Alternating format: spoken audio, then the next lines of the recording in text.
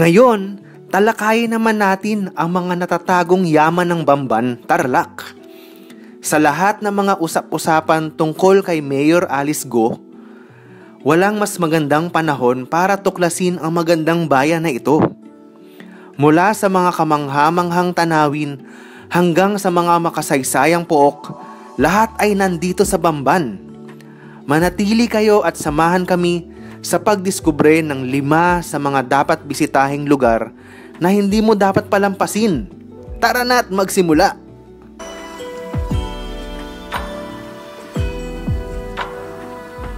Ang Bamban ay isang bayan na matatagpuan sa lalawigan ng Tarlac sa rehiyon ng Gitnang Luzon sa Pilipinas.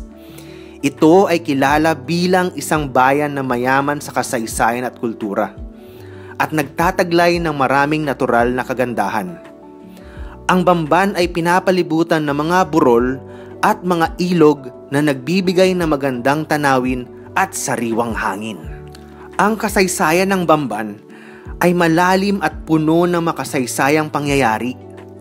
Noong panahon ng mga Kastila, ang lugar na ito ay isang mahalagang bahagi ng pag-unlad at kolonisasyon. Ang mga katutubong Aeta ay ang orihinal na mga naninirahan dito bago dumating ang mga Kastila.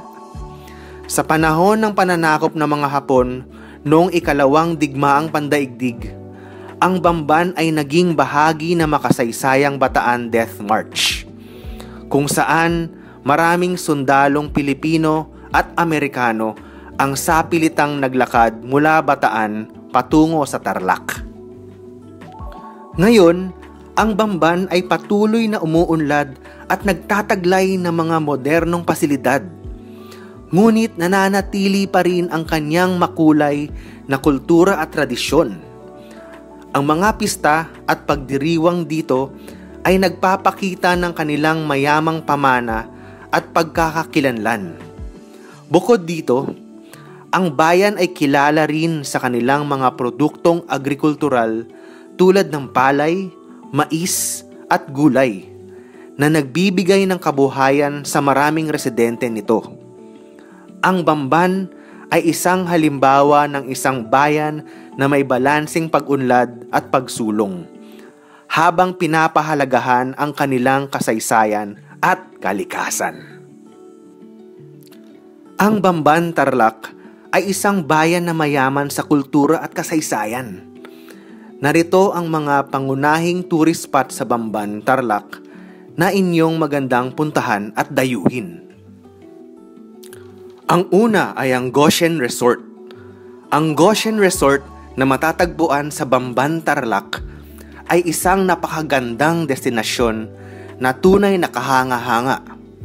Isa sa mga pangunahing atraksyon dito ay ang kanilang Greek na arkitektura na nagbibigay ng kakaibang karanasan. Ang resort ay may mga replika ng mga sikat na estruktura mula sa sinaunang Greece, gaya ng Parthenon at mga estatwa ng mga Diyos at Diyosya na nagbibigay ng pakiramdam na para kang naglakbay sa Europa. Bukod sa mga magagandang estruktura, ang Goshen Resort ay may malawak na swimming pool na napapalibutan ng luntiang kapaligiran. Ang mga bisita ay pwedeng mag-relax at magpalamig sa tubig habang pinapaligiran ng magagandang tanawin.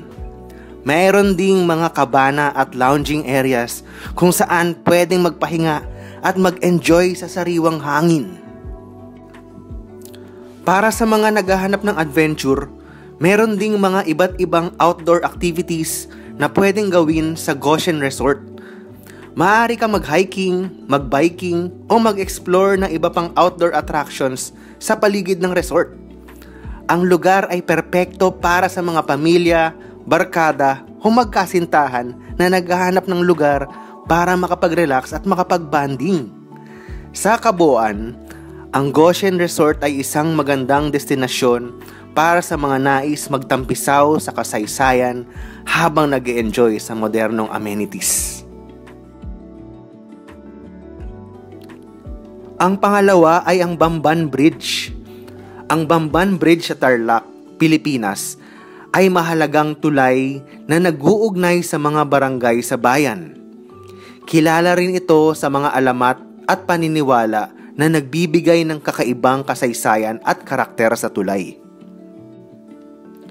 Ang alamat ng Bamban Bridge ay tungkol sa engkantadong naninirahan sa ilalim ng tulay na nagmamahal sa isang dalagang taga-Bamban.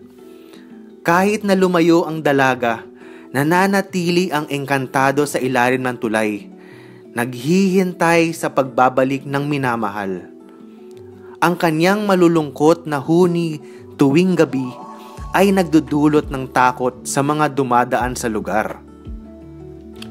Ang paniniwala sa kababalaghang nangyayari sa Bamban Bridge, kagaya ng biglang pagkawala ng mga bagay at kakaibang pakiramdam ng mga residente, ay bahagi ng kultura at kasaysayan nito kahit walang siyentipikong ebidensya na nagpapatunay dito. Ang pangatlo ay ang Bamban Grotto. Ito ay isang tanyag na destinasyon para sa mga deboto at turista. Kilala rin ito bilang Bamban Shrine, at ito ay isang lugar ng panalangin at pagninilay-nilay para sa maraming Katoliko. Ang Bamban Grotto ay isang replikasyon ng grotto ng Our Lady of Lourdes sa France, na kilala sa mga pagpapakita ng Mahal na Birhen Maria noong taong 1858. Ang lugar na ito ay nagsisilbing isang sagradong pook kung saan maraming tao ang dumadayo upang magdasal, magpasalamat at humingi ng mga biyaya. Ang Bamban Grotto ay kilala sa mga magandang tanawin mula sa tuktok nito.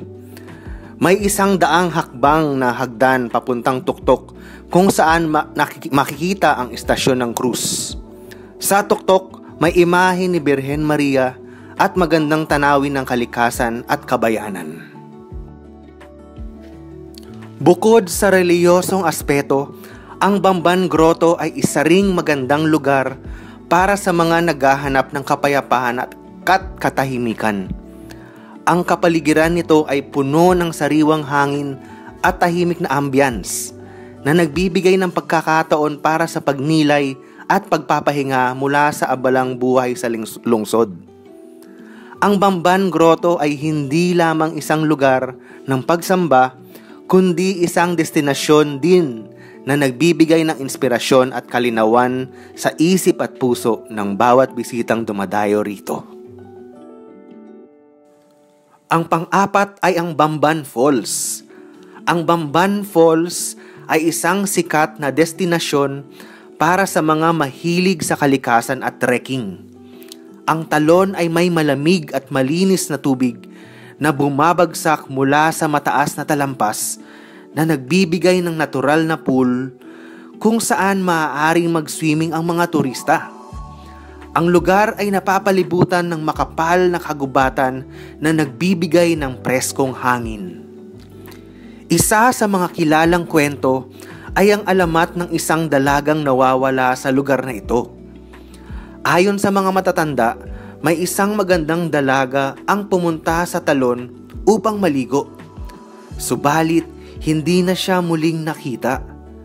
Pinaniniwalaang siya ay kinuha ng mga diwata upang maging isa sa kanilang mga kasama. Bilang pag-alala at paggalang, ang mga lokal ay nag-aalay ng mga bulaklak at prutas sa talon tuwing may espesyal na okasyon upang makuha ang biyaya at proteksyon ng mga engkanto. Ang panglima ay ang Sacobia River. Ang ilog na ito ay bahagi ng mas malaking sistema ng tubig na nagmumula sa Bundok Pinatubo.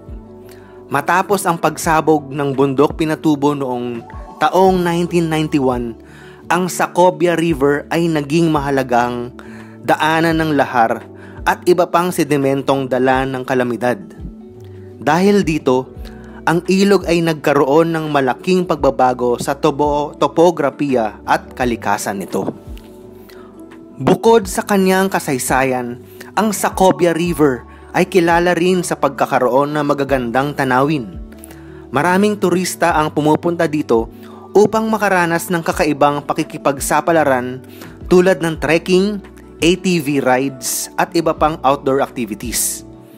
Ang paligid ng ilog ay puno ng mga lush na kagubatan at mga burol na nagbibigay ng isang magandang backdrop para sa mga nature lovers at adventure seekers.